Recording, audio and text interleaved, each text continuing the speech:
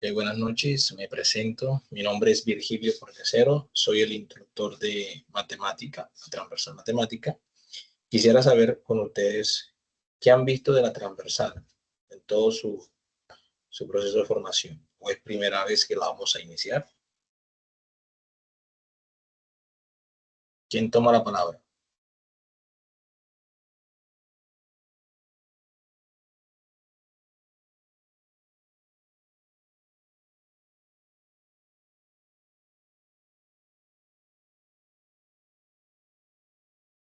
Primera vez, dice Andrea. Ok, perfecto.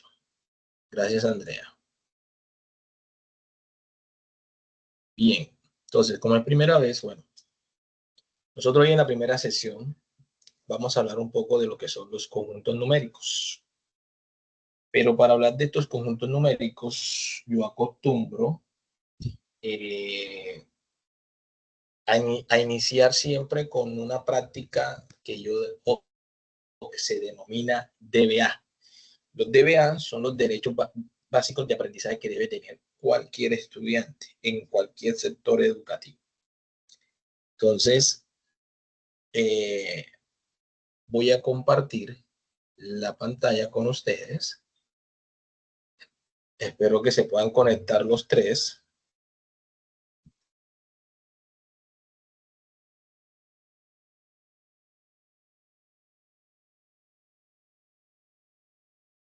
Si presentan algún problema, pues lo hacen saber.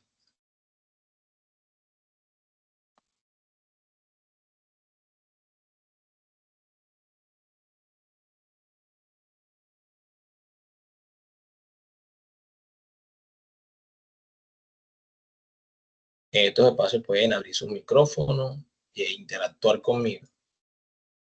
No necesariamente lo pueden hacer por chat. Tienen la libertad.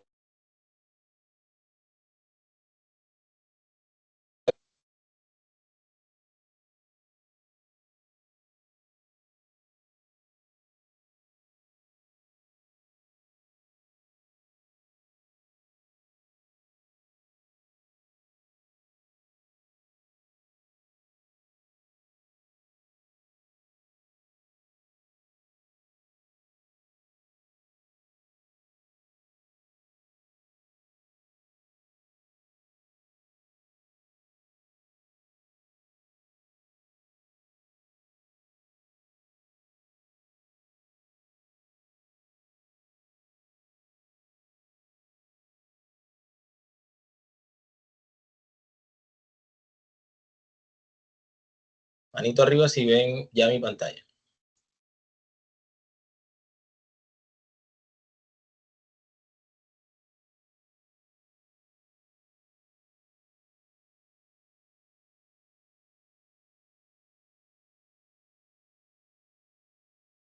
Excelente, Jesús.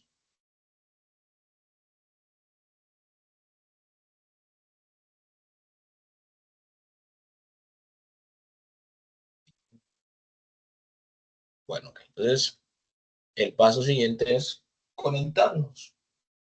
Todos tengan la facilidad de conectarse a realizarlo. En su efecto, como son tres, me gustaría que los tres lo hicieran.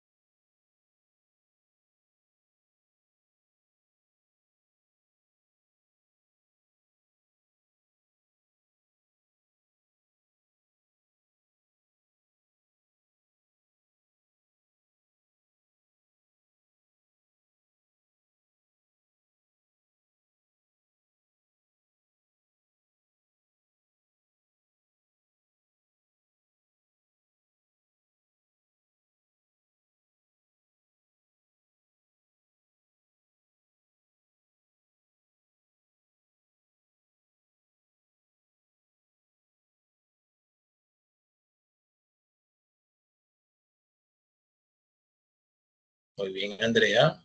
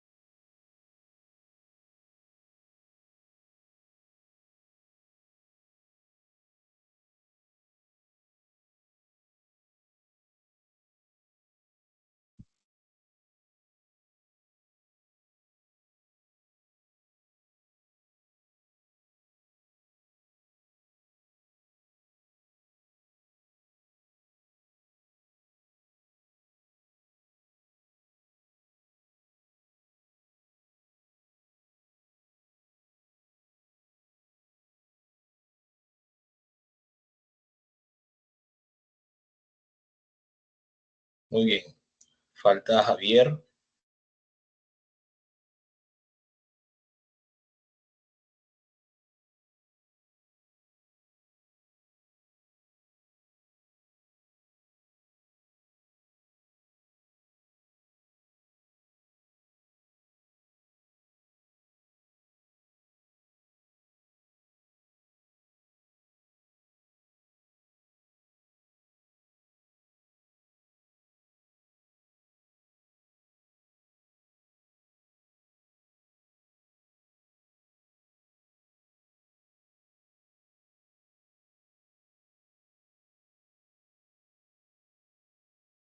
Bienvenido, Javier. Javier, mi pantalla. Vamos a dar inicio con un juego donde se verán reflejados sus derechos básicos de aprendizaje. Si tiene la facilidad de conectarse, pues lo invito a hacerlo.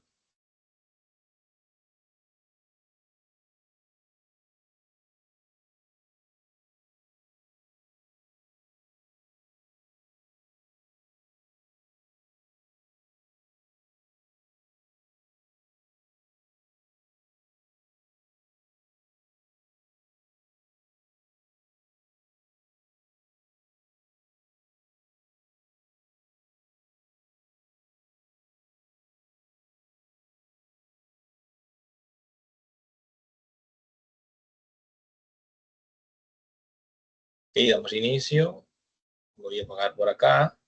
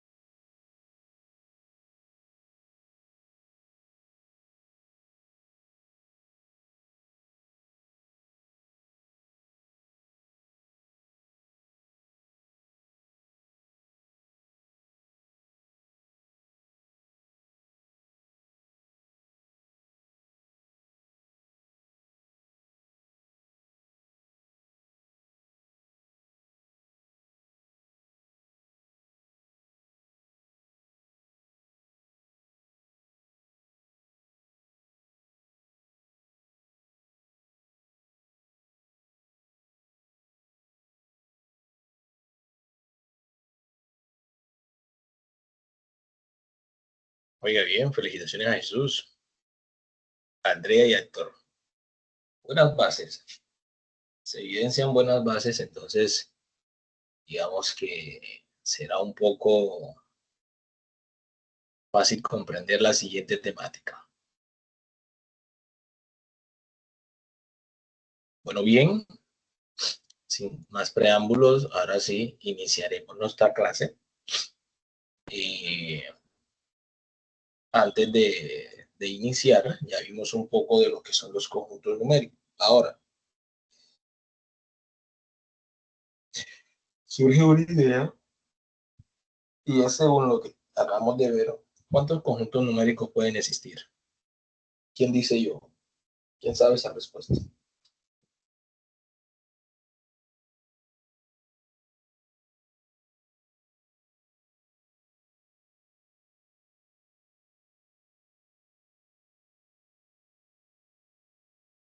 ¿Qué dice Jesús?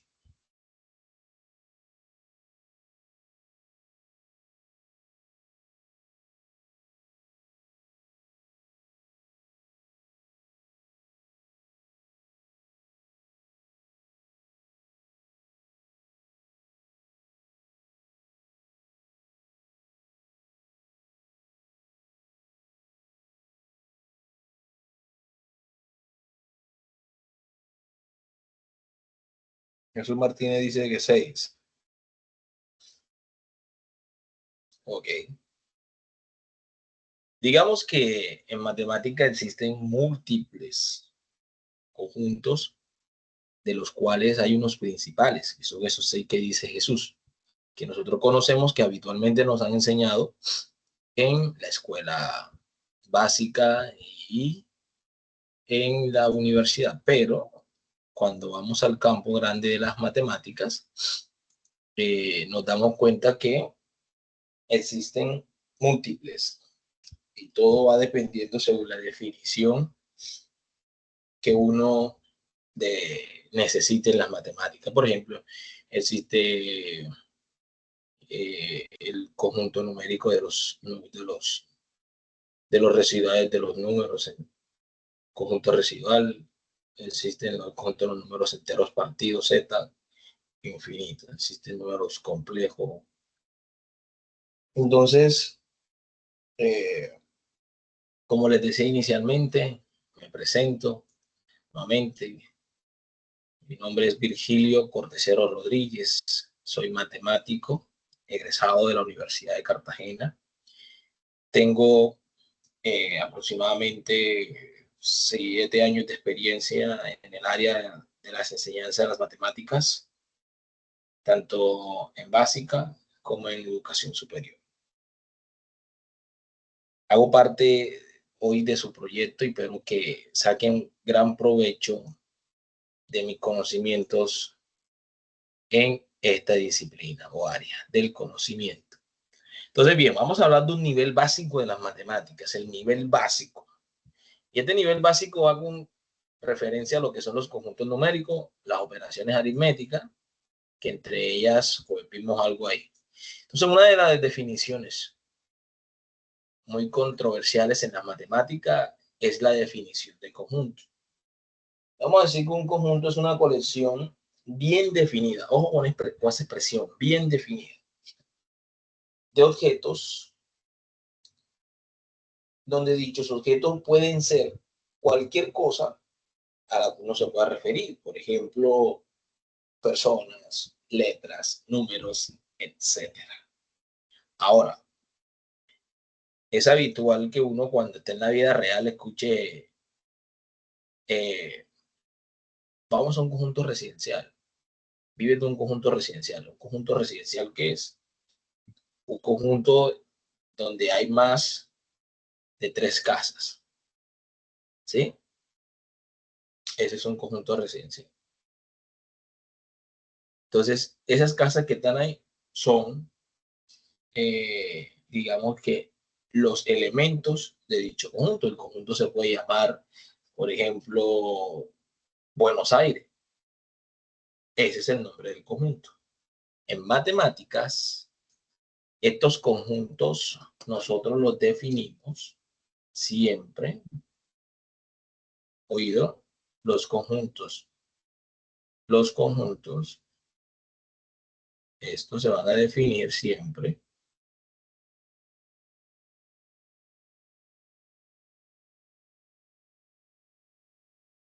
ponerlo aquí, los conjuntos.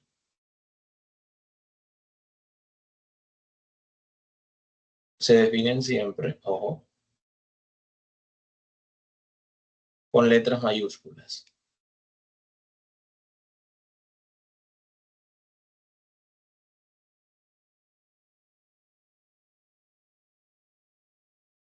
¿Listo? ¿Cómo así que con letras mayúsculas? Profe, sí. Vamos a denotar los conjuntos numéricos con la letra A, B, C, D, etc. Y los elementos de estos conjuntos se denotan con letra minúscula.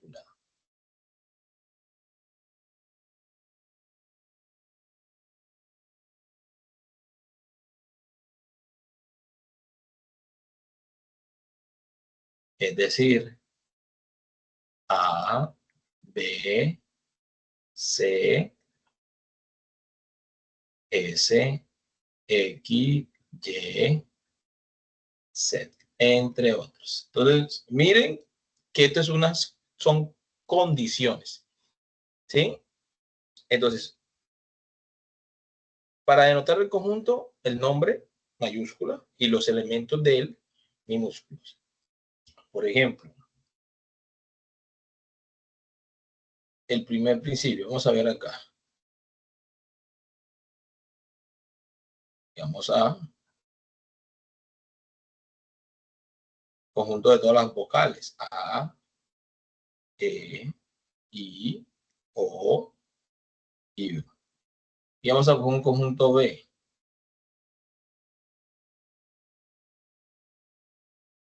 Vamos a ponerle aquí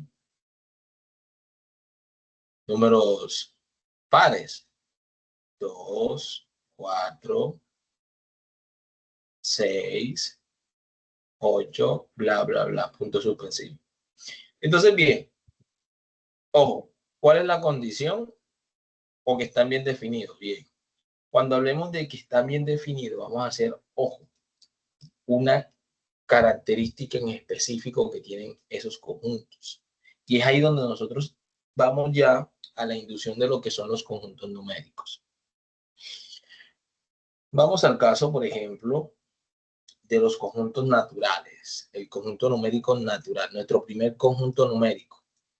¿De dónde creen ustedes que surge el conjunto de los números naturales? ¿Quién abre el micrófono y dice yo? Abran el micrófono, hablen, interactuemos para que la clase no sea solamente el profe el que diga carreta acá y nosotros eh, replicamos, no. Aquí vamos a aplicar el Flipped Learning.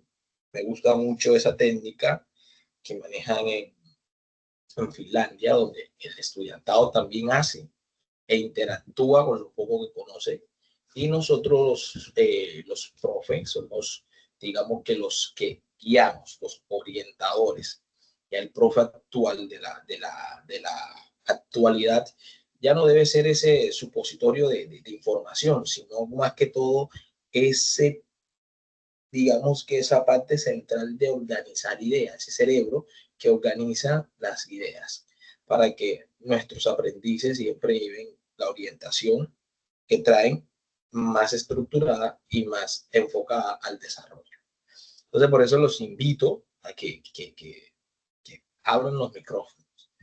Entonces, bien, para que no sea una clase solo yo y ustedes en silencio. Sí, que de pronto deben estar en el trabajo o en el momento estar en la casa, hay ruido, entonces, pero interactúen. La idea es interactuar. Bien, entonces vamos a esto. Ahora, ¿me están escuchando? Sí, señor. Ok, gracias, Héctor. Muy amable. Entonces, bien, números naturales. Existen muchas, digamos que muchos relatos en la historia de las matemáticas que nos indican que se llaman naturales porque surgen de la naturaleza, de la misma naturaleza de la esencia del ser. ¿Y por qué? Porque surgen cuando el ser empieza o el hombre empieza a contabilizar sus pertenencias. Entonces, en esa característica de cuando el ser humano empieza a contar sus pertenencias, este conjunto numérico se define por extensión, digamos, y se simboliza con la letra N. Y se define por extensión, digamos, como 1, 2, 3. Pero hay algo que le hace falta. ¿Y qué creen ustedes que le hace falta a ese conjunto? ¿El cero? El cero, muy bien. Le hace falta el cero. ¿Y por qué le hace falta el cero? Bueno, digamos que en la antigüedad, como se empezaba a contar, era de tus pertenencias. Y si tú no tenías nada, ¿qué ibas a contar? Entonces, no podías decir, tengo una vaca, tengo un chivo. Nada. No tengo nada. O sea, no se involucraba a esa persona que no tuviera nada, sino a la persona que tuviera cosas. Entonces, digamos que la historia cuenta eso. Entonces, ya tengo 3 vacas, tengo 3 chivos, tengo, en fin. Y de ahí empezaban a contarse. Eh, los números naturales. Pero hay un choque cuando ya empiezan a salir esos conocimientos de la antigua Grecia, los griegos, cuando llegan ya a Mesopotamia, cuando llegan, por ejemplo, acá a América, están los mayas, se dan cuenta de que ellos tenían un sistema numérico donde ya involucraban, digamos que el cero. Entonces empiezan los hindú en la India ya a meter el cero, no como un elemento que represente algo, sino como la conjugación. Es decir, el 10, el 20, el 30, el 40, el 50, aparece ese cero. Y es ahí en principio donde empieza a iniciar esa inducción de cero. Pero en la actualidad, los matemáticos tenemos, por ejemplo, esta guerra de que si los naturales incluyen o no incluyen al ser. Entonces, para no seguir con la guerra, nosotros trabajamos los naturales unidos con el singulete de cero. ¿Y quiere decir eso? Que por extensión, esto es 0, 1, 2, 3, 4 y así sucesivamente. ¿Con qué fin? Con el fin de armar una condición o una buena definición de este conjunto. Por eso le decía, que estén bien definidos. Entonces, ¿qué hacían los matemáticos en la actualidad? Crean unos axiomas llamados axiomas de Peano. Estos axiomas nos ayudan mucho a trabajar con los números naturales. Entonces, aquí es donde surgen las operaciones.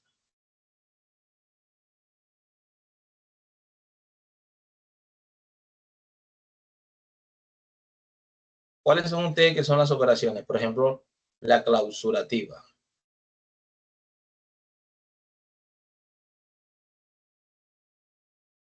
¿Qué indica esta? Que si yo tomo dos números que son naturales, quiere decir entonces, eso implica que la suma de ellos dos debe ser un número natural. ¿Qué otra implicación da? Que si yo multiplico dos números naturales, ¿vale? Entonces, el producto de esos dos números también es un número natural. Eso se llama una operación cerrada en ese conjunto, ¿vale?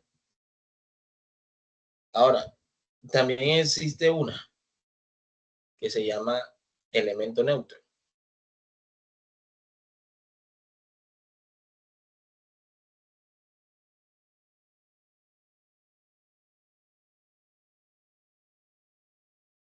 este indica.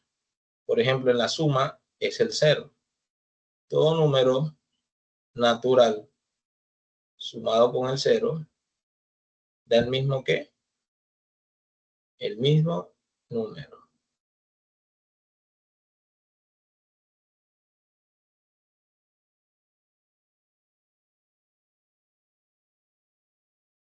Pero en el producto es el 1.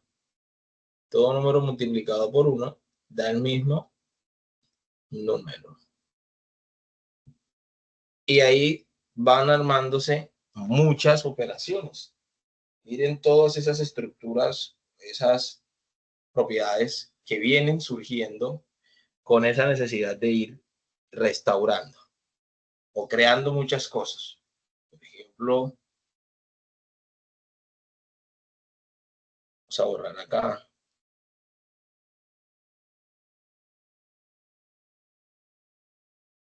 Tenemos lo que es la asociatividad.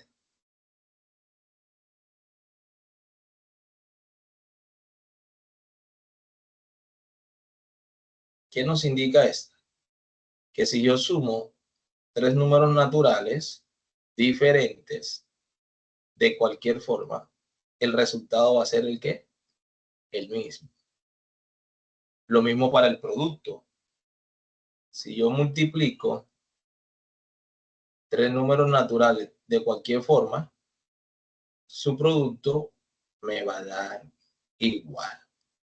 A eso se le llama asociatividad.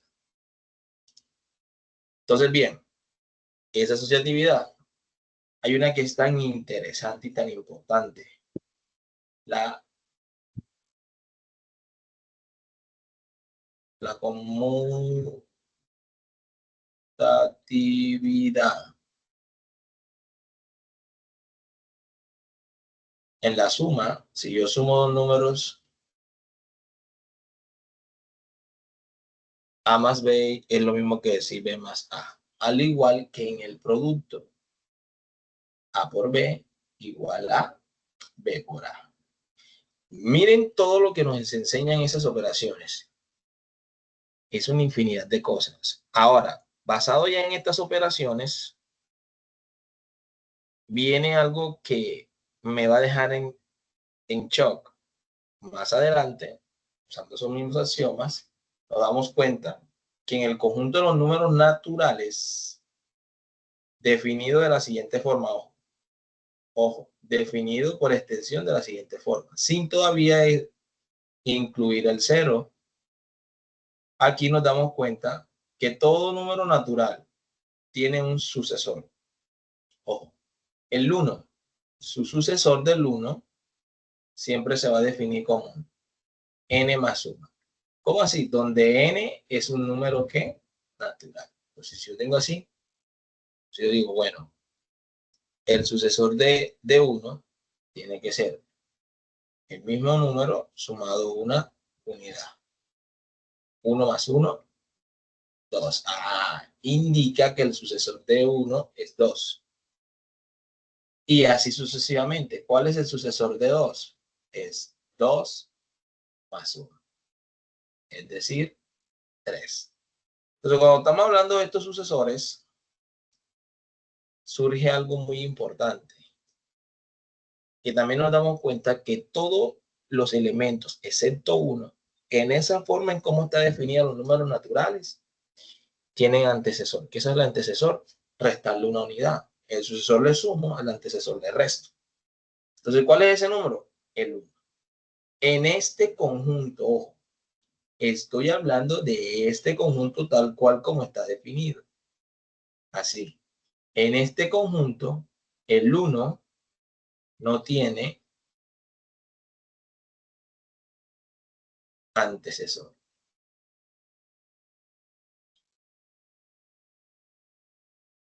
¿Y por qué no tiene? Porque tendríamos que al 1 restarle 1 y es 0. Pero 0 no pertenece a este conjunto. O no pertenece. Y como no pertenece, en ese momento, ya ahí deja de ser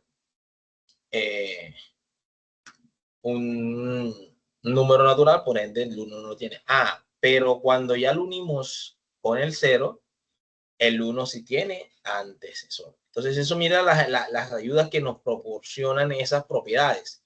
Cuando ya uno une al conjunto de los números naturales el 0, mira todo el cambio que nos da, todo el cambio que nos proporciona. Ahora, ni más ni menos, sigue el hombre. O sea, como nosotros somos tan inquietos, siempre nos gusta estar explorando, indagando, desarrollando. Hemos desarrollado un nuevo sistema numérico o un nuevo conjunto numérico para ser más objetivo. Entonces tenemos, por ejemplo, este número, el sistema de los números enteros. ¿Qué es esto? O sea, ¿qué saben ustedes por los números enteros? ¿Qué son los enteros negativos? ¿Qué son los enteros positivos? ¿Y por qué los unen al 0? ¿Qué es esto? ¿Por qué los simbolizan con la letra Z? Entonces, queda mucho esto de lo básico, el nivel básico, aprenderlo es bien. Entonces vamos a tener lo siguiente. En algunos casos, bueno, definen al conjunto de los números enteros como un campo o un anillo. Digamos que Z, aquí bajo dos operaciones, la suma y el producto. Así lo define. Estas son las únicas dos operaciones que se cumplen en los conjuntos numéricos.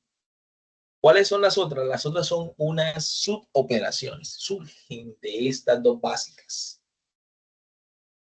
Lo que es la división, lo que es la potenciación, lo que es la radicación. Todas surgen de la básica. Por ejemplo, con los números enteros nos enseñan mucho. Entonces vamos a decir, ¿qué son los números enteros? Existe algo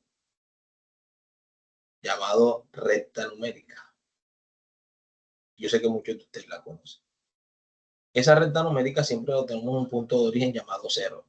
Siempre nos tomamos como que ese punto de referencia. Y decimos que a la derecha del 0, es decir, a este lado, van a estar los números positivos.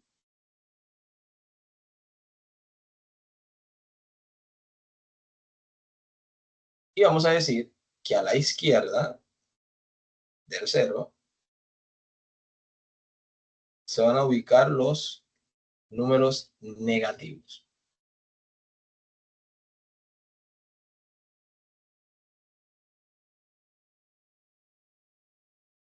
Ojo con eso. Entonces miren cómo ya estamos definiendo en un plano unidimensional, que es la recta, esta recta que es unidimensional, los números. Entonces vamos a decir que a cada punto de esa recta le corresponde un número, es decir, aquí los números positivos. Ya aquí se les omite el signo más. En algunos textos les ponen el signo más para los principiantes. Aquí estamos ya grandecitos para comprender eso. Menos 2, menos 3, bien. Y así sucesivamente. Cuenta la leyenda, historia de las matemáticas, de que los enteros surgen de la necesidad también del hombre de medir cosas. Por ejemplo, ¿cómo yo sé que ese submarino está a cierta profundidad del mar? ¿Cómo lo mido? ¿Qué medida representa o qué distancia está representando ese número? Entonces, toman de referencia la superficie del mar, como si fuera el cerro. Lo que esté por encima de la superficie del mar, es decir, por encima del agua, va a ser positivo la altura, y lo que esté debajo del mar lo vamos a llamar distancias negativas por debajo. Wow. Surge también esa necesidad y se va a las temperaturas. La temperatura, digamos que neutral, 0. Por eso ustedes escuchan, Moscú hoy está a una temperatura de 2 grados bajo 0. Cuando me indican eso, de 2 grados Celsius bajo 0, yo digo, ok, menos 2 grados Celsius. Listo. Es lo mismo, es la equivalencia. Entonces, esa forma ya de ir midiendo o teniendo en cuenta eso surgen estos números naturales, estos números enteros. Ahora, con este número entero se construye un avance matemático. Por ejemplo, si tú estás a una distancia de menos 3 metros bajo el mar y quieres subir y pasas, por ejemplo, a una distancia o sales saltando a una distancia 4 metros sobre el nivel del mar. Vamos a poner que este es el nivel del mar, el cero. Entonces yo te digo, ¿cuál es la distancia o total que recorrió esa persona o que saltó esa persona? ¿Qué dirían ustedes? ¿De cuánto es?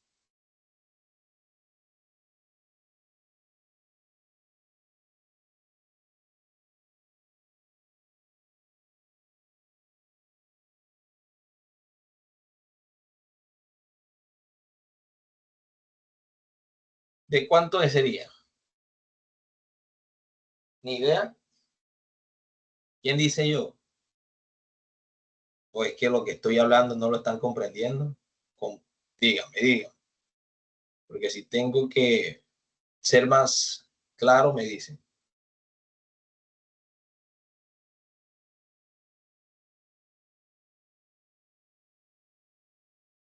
No, de pronto no se vio bien desde dónde arrancó. De pronto no se alcanzó a ver. Digamos que la persona se encuentra a menos 3 metros bajo el mar y al saltar desde esa profundidad alcanza los 4 metros, llega a los 4 metros por encima del nivel del mar. ¿Cuál es la distancia total que ha recorrido esa persona o ese animal, digamos, en cierto caso?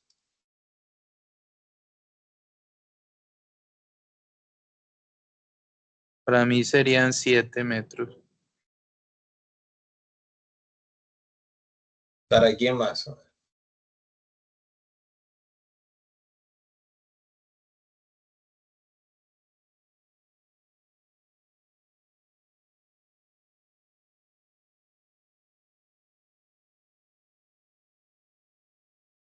Bien, correcto eso que dice nuestro compañero.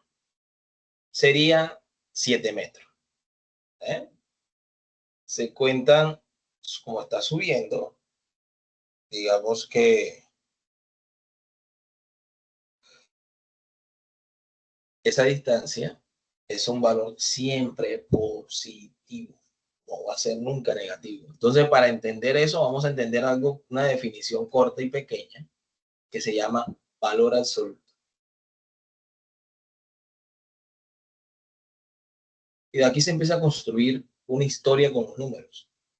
¿Qué es el valor absoluto? Digamos que tengo un número B entero. Entonces, el valor absoluto de B, que se simboliza con dos líneas así, es un número mayor que cero. Representa la distancia que hay. Digamos que del cero a ese número, ¿sí? O de B al cero. Entonces, esa distancia que hay de B al cero. ¿Vale? Entonces, esa distancia va a dar siempre a representar eso. Si yo les digo a ustedes ahora, tomo desde el 3, vamos a ver si tenía razón nuestro compañero, al 4. Voy a hallar esta distancia. Esta distancia, que es desde menos 3 hasta el punto 4, ¿a qué es igual? Mire, es el valor absoluto del número mayor menos el número menor. Ah, profe, ¿y eso que está ahí dentro qué es? Eso es una operación. ¿Y esa operación cómo se resuelve? Perfecto.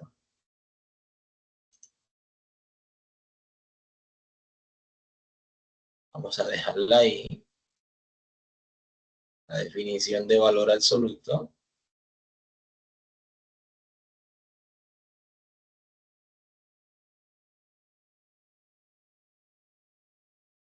Y vamos a explicar un poco acá ahora sí las operaciones. Entonces, por ejemplo, la que tenemos que responder es la distancia, que es el valor absoluto que hay de 4 hasta el menos 3. O de 3 al menos. Esto es lo que hay que buscarle, mano. Pero para esto, quiero saber algo. En los números enteros, la diferencia entre dos números se puede expresar como A más el opuesto de este número, que sería menos B. ¿Vale? De esta forma se puede expresar la diferencia en los números enteros. ¿Por qué? Por eso yo les decía al inicio que los números enteros se definen con la suma y el producto. Nada más con eso. Miren la suma, aquí está la suma. Por eso es que ellos nada más se definen como con la operación suma. Siempre estaremos sumando. Entonces los pedagogos inventaron eso de la resta para ser más flexible, más. Pero bien, se respeta. Entonces acá tenemos esto. Entonces, cuando yo estoy sumando, por ejemplo, 12 menos 3, decía, dice, bueno, es lo mismo que decir 12 más menos 3. Y eso que es igual. Listo. ¿Quién tiene mayor valor absoluto? El número 12, efectivamente. A 12 le voy a quitar 3. ¿Cuánto me queda? Me quedan, ustedes dicen, sí, 9. Ah, perfecto, perfecto.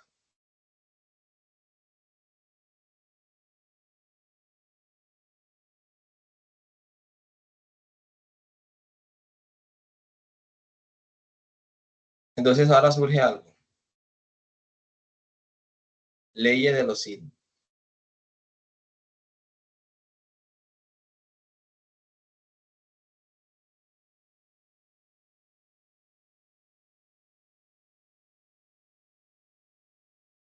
Más por más da más.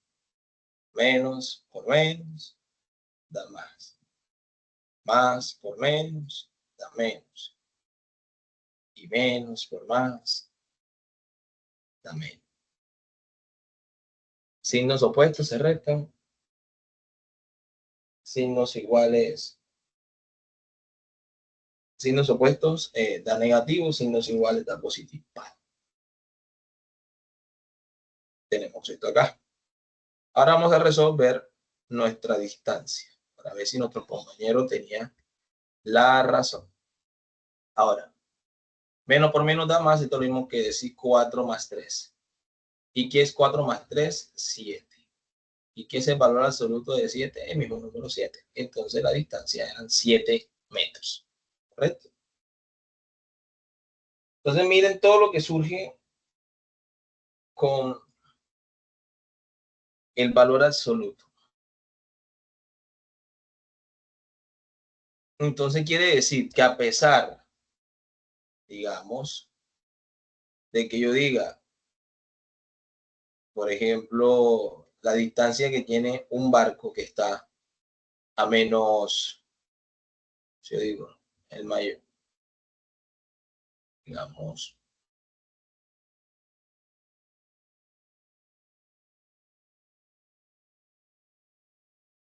voy a ponerlo aquí así, y decimos, este es el mar. Y por ejemplo, tengo aquí un submarino, ese que manda Estados Unidos hacia Venezuela. Entonces, ese submarino se encuentra a una distancia, digamos, que de 3 metros. Si ya nosotros sabemos que está a 3 metros, ¿por qué no ponen menos 3 metros? Efectivo. ¿Por qué no ponen menos 3 metros y ponen 3 metros? Por esta definición que yo les di acá. esta distancia siempre va a ser un número mayor que 0 o igual a 0. Entonces, para representarlo, lo representan así, como ese 3 es negativo, entonces sería 0 menos 3.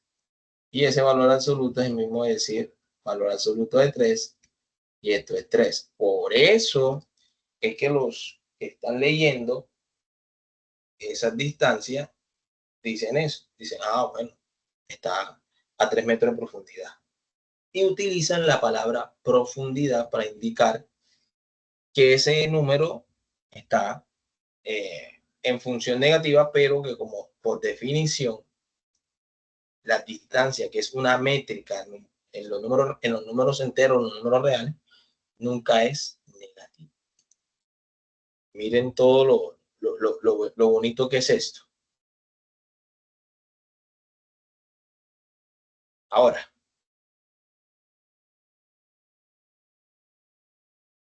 no nos vamos a leer. Vamos a ver si tengo por aquí un ejercicio. Para ver, antes de seguir avanzando. Por ejemplo, miren estos ejercicios.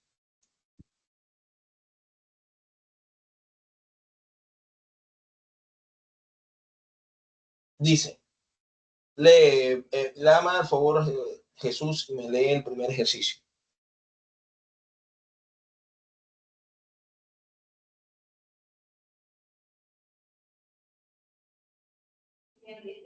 Una persona nació en el año 17 antes de Cristo y se casó en el año 24 después de Cristo. ¿A qué edad se casó? ¿A qué edad se casó? Entonces, yo les pregunto a ustedes, ¿quién es nuestro punto de referencia? Es Cristo, la edad de Cristo. Exacto, correcto, no. Entonces nosotros decimos que, digamos que Cristo, acá vamos a poner antes de Cristo y acá después de quién? Después de Cristo. Después de Cristo llamábamos como era positivo y antes de Cristo lo llamábamos como Negativo. negativo.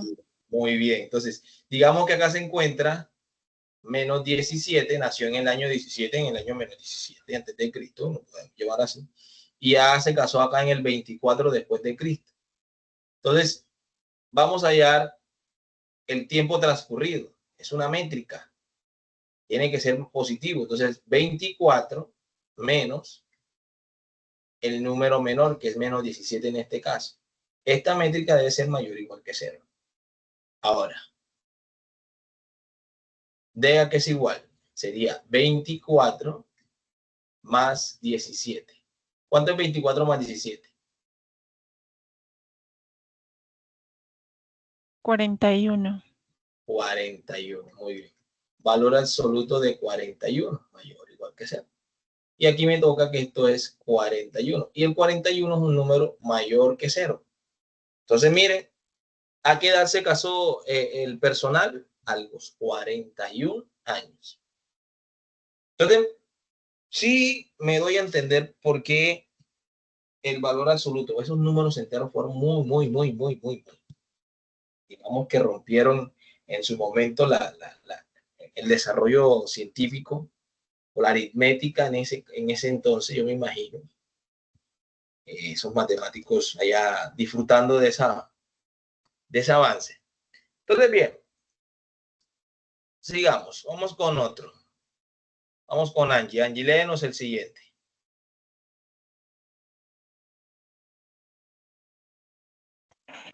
En el año 31 después de Cristo, una persona cumplió 34 años. ¿En qué año nació? Es correcto. Ahora, ¿de qué nos están hablando? Sigue nuestro mismo punto de referencia. ¿Quién es nuestro mismo punto de referencia? Cristo. Cristo. Vamos a poner aquí. Cristo. Ahí.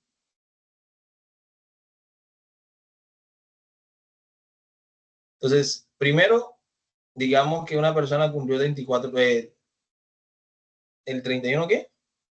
En el año 31. Vamos a poner un ejemplo. 31. Ahí nació. Y después dice que cumplió 34 años. Pasa el tiempo y digamos que tiene 34 años. Entonces aquí esta distancia va a ser igual a que el tiempo que pasó, vamos a ver, siempre va a ser positivo. Entonces uno dice 34 menos 31 menos el menor, ¿a qué es igual? A 3. ¿Qué quiere decir? Que el tiempo que transcurrió nació en el año 3 antes de Cristo. En ese año nació esa persona. ¿En qué año nació? En el año 3 antes de Cristo. Entonces, sí me voy a entender, mire, como estos ejercicios les van a salir en ese cuestionario que van a realizar ustedes. Entonces, para que estén ahí al tanto. Por eso me gusta ir tirando carreta y pues enseguida la práctica para que ustedes vean que sí tiene, digamos que, sentido lo que estamos aplicando. Van a tener digamos que, cuestionario donde van a encontrarse ejercicios de esta forma. Pero me gusta algo y es que ustedes en el material de formación que tienen pueden seguir apoyándose. Hay más ejercicios. Hay un PDF que tiene varios ejercicios y lo recomiendo antes de ponerse, por ejemplo, a resolverlo, repasarlo, leerlo y aplicar unos ejercicios, probar el intelecto y otra vez avanzar. Entonces, bien. Ahora, después de todos estos números enteros y esos números naturales, surge un conjunto numérico que por definición formal está de esta forma. Se define así, como lo ven aquí. Q, muchos lo llaman Q, que hace referencia a los números racionales, a las raciones. ¿Y en qué consistió eso? ¿Por qué surgió? Sí, porque en esa antigua, digamos, Grecia, yo tenía un terreno. Yo le decía a mi papá, bueno, mi papá, yo quiero que usted me dé una ración de ese terreno para trabajar. Entonces mi papá dice, bueno, tengo 4 hijos, voy a dividir ese terreno en 4 partes iguales. Y a mi hijo le va a tocar esta ración, esta ración para que la trabaje. Según mi unidad, que sería toda el terreno grande, es mi unidad. Es mi unidad. Esa unidad, ¿en cuántas partes la estoy dividiendo?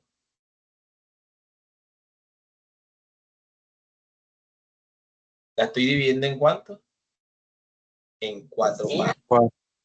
En 4 partes.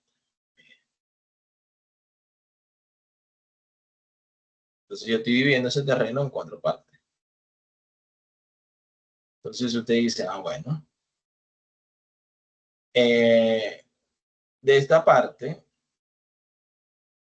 toma un cuarto.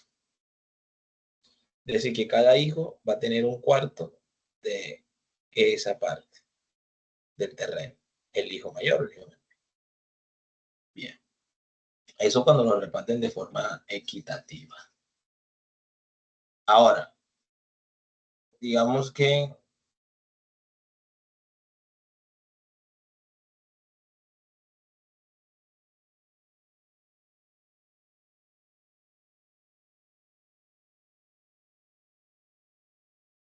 tengo un terreno que tiene, digamos que 25 hectáreas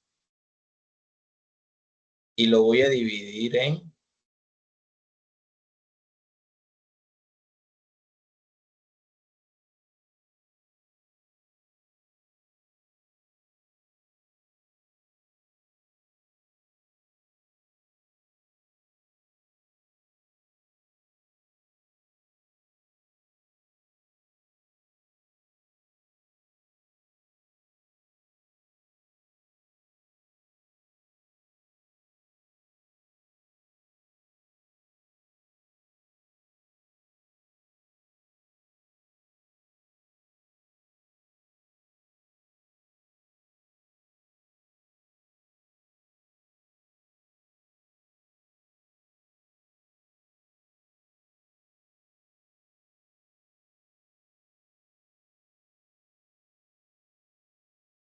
No, igual la de forma que se vean, que son...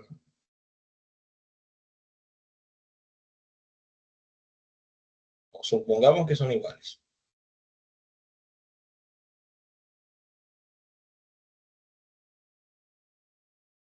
¿En cuántas partes lo dividí?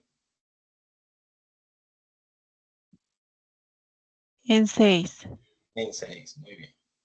Es decir, que cada persona le va a tocar un sexto. Un sexto.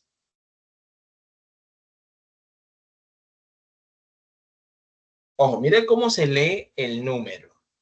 El de arriba se lee como son, leen normal los números, pero el de abajo se lee como cuando estamos leyendo los números en el colegio. Octavos, séptimos, cuarto, tercio, medio, digamos que un noveno, un décimo, un onceavo, un doceavo, un treceavo, etcétera, etcétera. Un sexto. De abajo cambia denominador. El numerador se lee igual. Ojo. Es el numerador.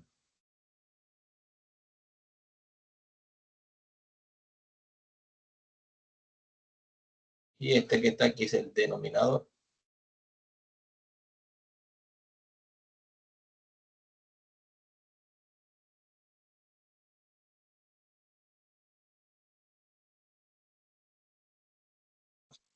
Ahora yo les pregunto a ustedes, ¿cuántas hectáreas sale cada quien?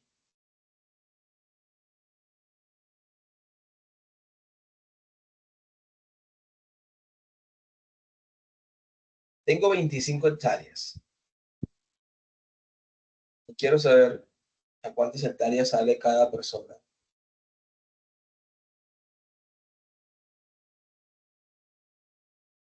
¿Qué tengo que hacer?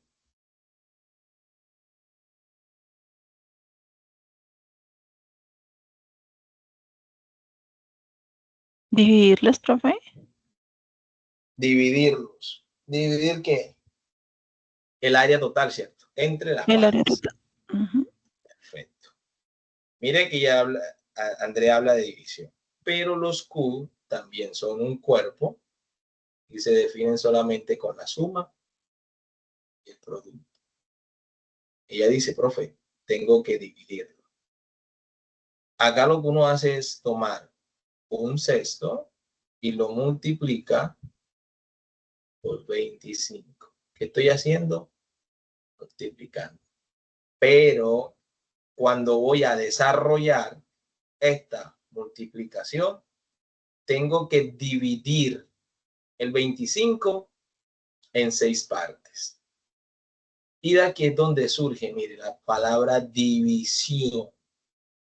Por eso la división no es una operación, digamos que nata de los conjuntos. Digamos que los conjuntos solamente parten de dos operaciones básicas, como lo dice suma y multiplicación, las otras van surgiendo de estas. Entonces, en la suma, miren cómo surgió la multiplicación, perdón, la resta, y acá en la multiplicación, miren cómo suma, cómo surge la división. Por eso es que Andrea dice, bueno, puedo dividir 25 entre 6. Entonces yo decía, bueno, esa división me va a dar, ¿qué? 4. 4 por 6, 24, que de 25, 1. No se puede. 1,10. Aquí a 1. 1 por 6, 6, que de 10, 4. 40. Entre 6. ¿A cuánto? A 6. 6 por 6, 36. Que de 40, otra vez. 4, ¿cierto? Y así sucesivamente. Entonces, aproximadamente, cada persona está tomando 4.2 hectáreas de tierra, aproximadamente.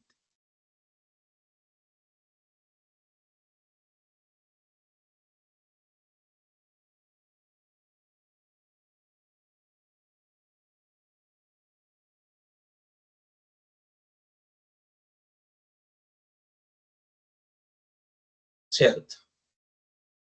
Aproximadamente ahí siempre va a haber un error, pero yo lo que les quiero dar a entender ahora es otra cosa. los números racionales también se pueden expresar como números en decimales. Y este es un número decimal mixto. ¿Ven? Tiene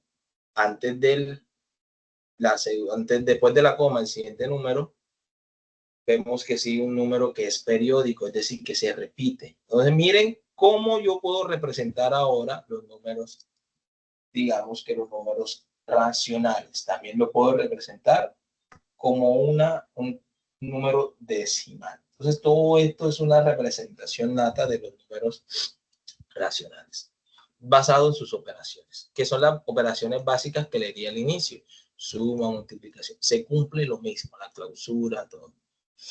Entonces, ¿quién había escuchado los números irracionales? Fantásticos estos números también. Pero algo muy peculiar con ellos es cómo se representan en la recta numérica.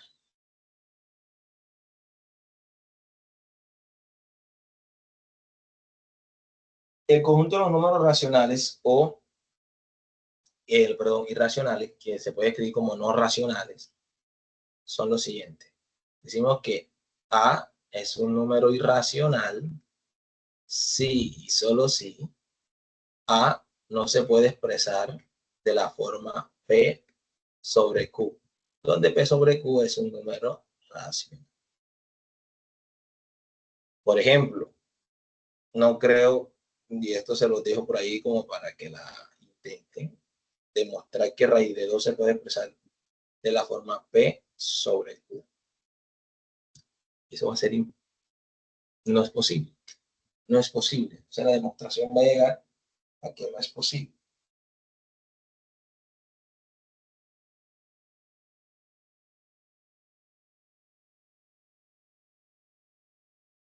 Entonces, llega la técnica, por ejemplo, que 2 por Q al cuadrado es igual a P a la 2. Quiere decir que este número que está aquí, que termina siendo un número, digamos que, vamos a decir que esta estructura de n que está aquí es un número par. Se va a decir que todo número par se puede expresar como un número P a la 2 al cuadrado. Por ejemplo, 6. Entonces, ¿cómo yo expreso 6 al cuadrado? 6 es par, porque 6 se puede escribir como 2 por 3, pero no lo puedo representar como un cuadrado.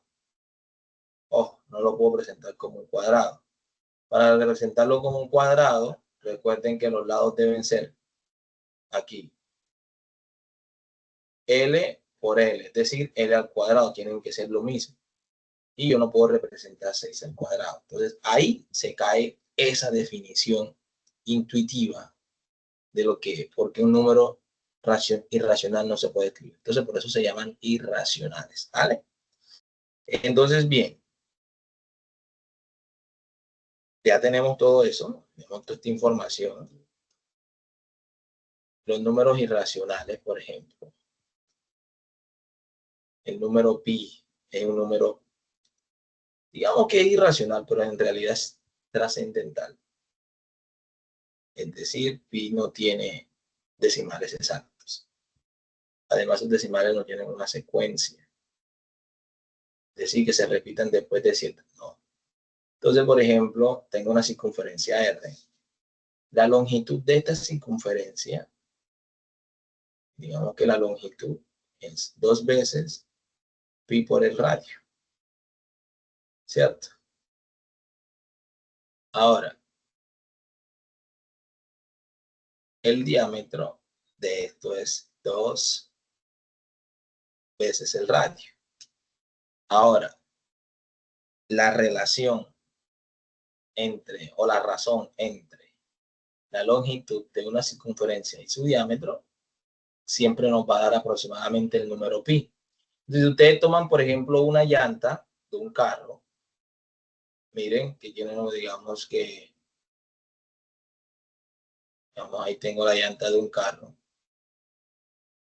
Ellas tienen unos radios. Usted va a tomar el radio ese que está ahí, la circunferencia de esa rueda va a ser 2pi por la distancia esta, por el valor de ese radio. Y eso le va a dar la longitud que tiene, que mide toda la rueda. Pero si usted toma el diámetro, que es la distancia que va de aquí a acá, de un carro, lo mide la llanta, y lo divide entre el valor que tiene esa longitud, le va a dar un valor aproximado a pi.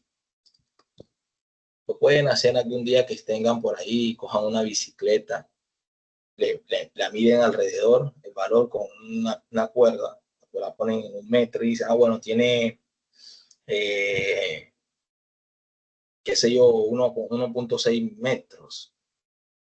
Y miden el diámetro tiene 50 centímetros, qué sé yo. Entonces yo ese 1.6 metros lo paso a centímetros y hago la división y el valor que me va a dar aproximadamente 3 puntos y pico. Entonces eso es una relación con el número pi. Pues miren dónde podemos encontrar todos esos valores. Pi es una constante en estos momentos que la podemos encontrar en cualquier estructura. Lo mismo, hay un número que es también trascendental y faltó aquí, que es el número Euler, alusivo a un matemático francés llamado Euler. Este número también ha avanzado mucho.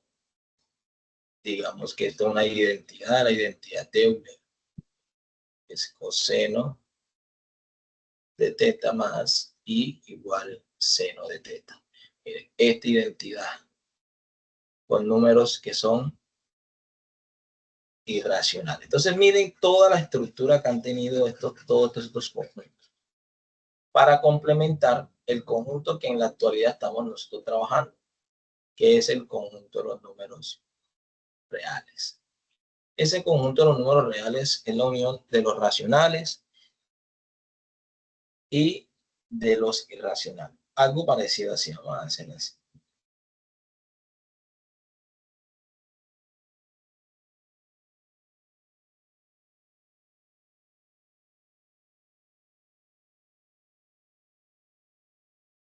Aquí voy a tener los irracionales y aquí voy a tener los racionales. ¿Los racionales quiénes son?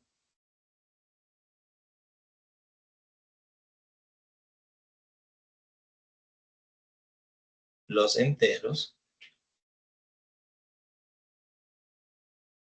y aquí los naturales. Toda esta unión de todos estos conjuntos grandes le vamos a llamar reales. Sí, es como si tuviéramos dos conjuntos en un solo saco. Ese conjunto, esa mezcla que hagamos ahí, se va a llamar números reales.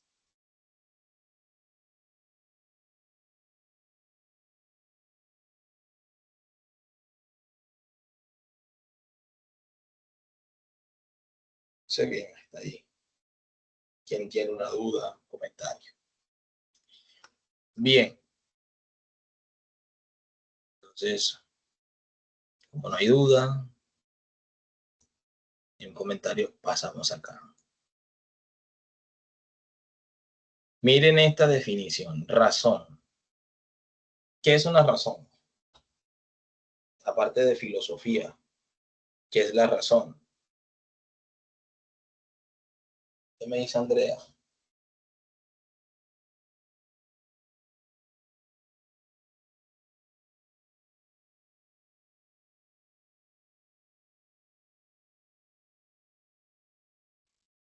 Bueno, profe, según la definición que su merced pues tiene ahí, dice que en Ajá. matemáticas una razón es la comparación de dos cantidades por medio de división o cociente.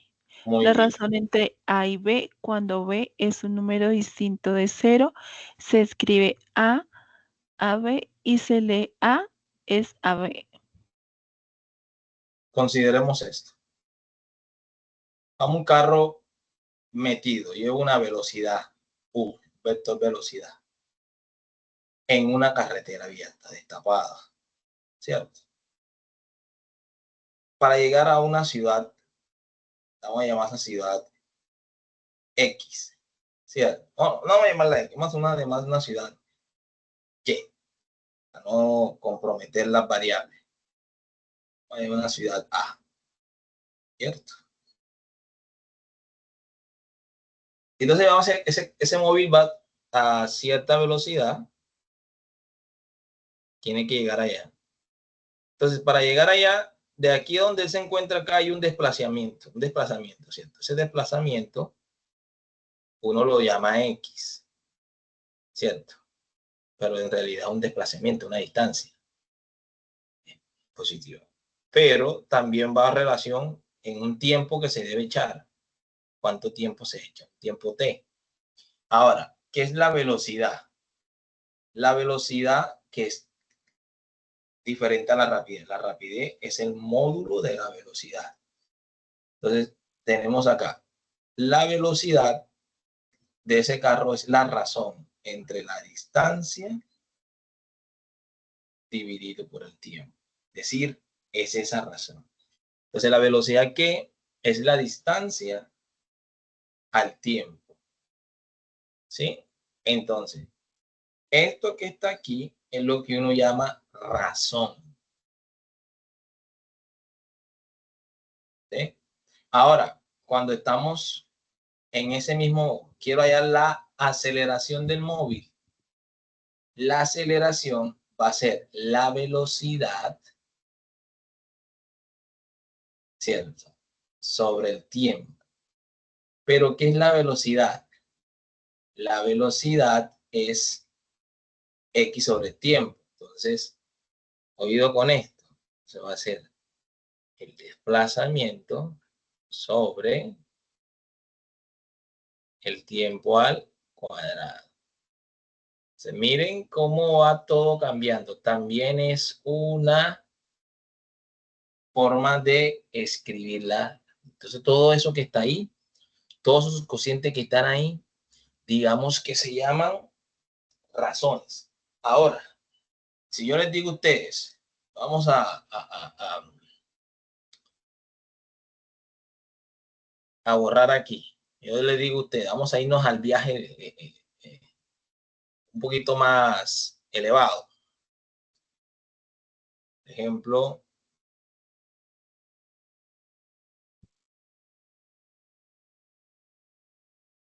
usted está aquí parado en un punto frente a un edificio que va a subir, donde está su compañero, digamos. Entonces usted dice, mi compañero está acá en el rascacielos, allá. Tengo que subir allá, pero tengo que acercarme acá a la puerta para poder subir. Hay una altura, hay un desplazamiento y aquí hay una distancia. Entonces yo quiero saber a qué va a ser igual esas distancias con respecto a una inclinación. Como hay una inclinación, hay una pendiente, sí, hay un ángulo. Entonces yo quiero saber cuál es la relación que hay entre R y estos valores, esta distancia. Entonces va a ser igual a la raíz de h al cuadrado, h al cuadrado. Pero ahora yo quiero saber cuál es la razón que existe entre h y r con respecto al ángulo. Eso se llama el seno del ángulo. Ahora quiero saber cuál es la razón que hay entre el desplazamiento y esta distancia r. Eso se llama coseno del ángulo. Ahora quiero saber cuál es la relación que hay entre la altura y el desplazamiento hasta la puerta. Eso se llama tangente del ángulo. Y por esa razón es que ellas se llaman razones trigonométricas. Es un cociente entre la razón que tienen los lados que forman la ordenada con la abscisa. Bueno. Que uno lo transforma en un triángulo para hacerlo más visible al contexto educativo es una cosa muy diferente. Pero en realidad lo que yo estoy hablando es de ordenadas y abscisas. Entonces miren cómo todo va fluyendo en lo que es una razón, todo en ese contexto, ¿vale? Entonces, la razón siempre va a ser un cociente, un cociente. Por ejemplo, el ejemplo que tengo aquí, ¿cuál es la razón entre la edad de Juan, que tiene 12 años, y la edad de Ana, que tiene 33? Es dividir la edad de Juan sobre la edad de Ana. Y ese resultado es lo que yo llamo la razón. Es decir, el valor que tiene esa, esa razón. Entonces, si yo les digo a ustedes, bueno, ¿a qué es igual la edad de Juan?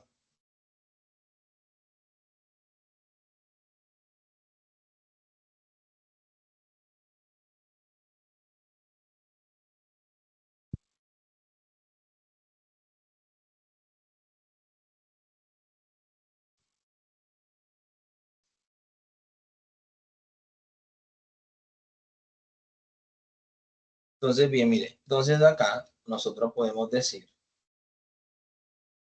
que la edad de Juan es igual a R por la edad de quién? De Ana. Esta razón que está aquí es el valor que está acá. Cuando yo multiplico por eso me da 11,92, es decir, aproximadamente 2. Entonces mire que guardan una relación. Entonces, por ejemplo,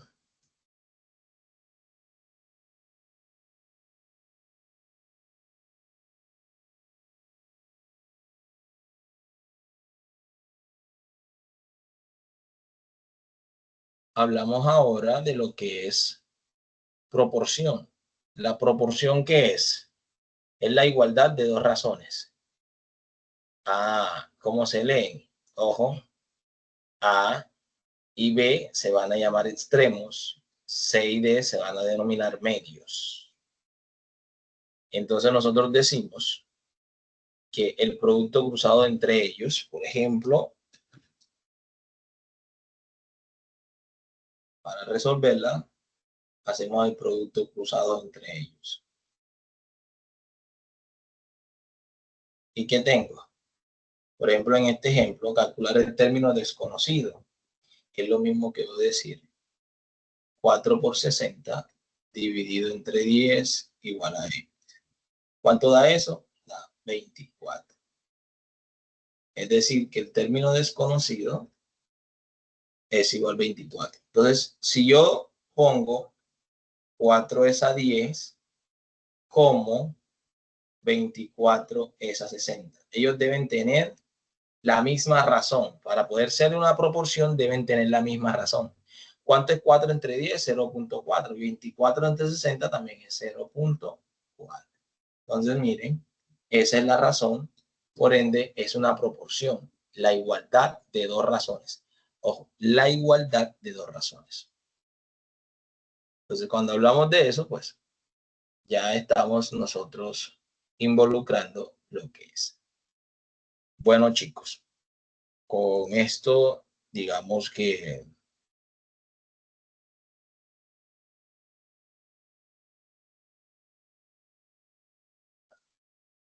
terminamos nuestra sesión, nos extendimos, era 1 hora. Por eso les digo, a veces, si ustedes intervienen, se hace menos larga, porque así no hablo tanto y ustedes me van a ir comprendiendo y van profundizando. Ahora les voy a mostrar cuál es la actividad a realizar.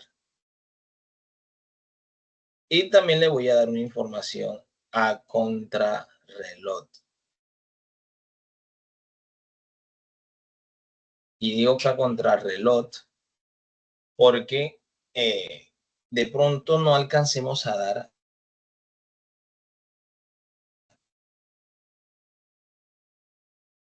las sesiones, dado que yo voy a estar con ustedes hasta el viernes 5. Ya de ahí, pues, miraré qué hago con el instructor Luis para decirles cómo quedó con ustedes. Lo que sí me gusta es que después que miremos esto, hagan las actividades. Si tienen alguna dificultad, me cuenten, ¿vale? Entonces, bien, ya les voy a compartir. Me dice cuando ya puedan ver mi pantalla.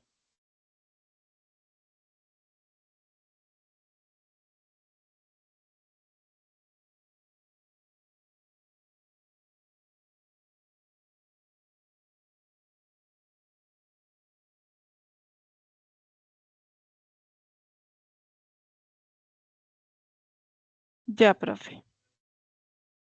Bien, perfecto. Entonces, lo primero, la evidencia es la evidencia 1.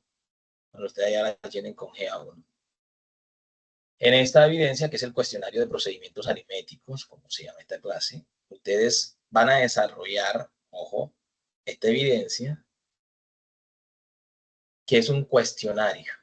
Ese cuestionario, ustedes tienen aproximadamente 60 minutos para realizarlo. Ojo, tienen varios intentos por si no logran realizarlo bien en el primero, pueden tener varios intentos. Máximo creo que son 3, si no me equivoco. Entonces, a partir de ahora, pues ya pueden realizar esta evaluación. Digamos que es muy sencilla, es como los ejercicios que acabamos de desarrollar. Todo va basado en problemas cotidianos, ¿vale? Entonces, buenos, mis queridos aprendices, les deseo una feliz noche, un feliz descanso. La clase la estoy subiendo para que repasen. Chao, chao. Se me cuidan. Doctor, una pregunta Profe. del ¿hasta cuándo está habilitado? Bueno, voy a mirar. Si no les sale habilitado, ya se las habilito. Pero voy a hablar con el instructor Luis. Me imagino que siempre le dan más de 15 días para habilitarlos. ¿Vale? Vale, profe, muchas gracias. Sí, señorita, cuídese. Buena, feliz noche para todos. Hasta luego. Feliz noche, instructor. Igualmente.